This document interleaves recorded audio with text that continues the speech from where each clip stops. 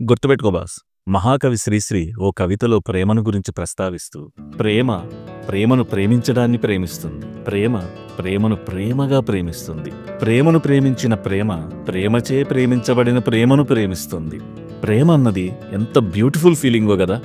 1995లో 15 ఏళ్లప్పుడు నేను ప్రేమగా ఓ ప్రేమ కవిత రాసేశా.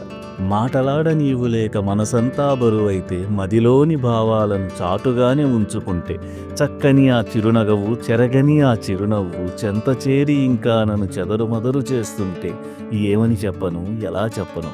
హృదయంలో అనునిత్యం వెచ్చని నీ పవనాలే తాళలేక నీ కోసం పరితపించిపోతుంటే, ఏమని చెప్పను, ఎలా చెప్పను. ఆ భావాలే ఆవిరై మేఘాలుగా మారిపోని, నిన్ను చేరిన వెనువెంటనే చినుకులుగా రాలిపోని, ఆ చినుకులలో ఇమిడి ఉన్న భావాన్ని చదివి చూడు. నీకోసం పరితపించు హృదయాన్ని తెరచి చూడు. ఇంతకీ మీరెప్పుడైనా ప్రేమలేఖ గాని, ప్రేమ కవిత గాని రాశారా? రాస్తే నాకు DM చేయండి. నా వాయిస్తో ఓ రీల్ చేసేస్తా.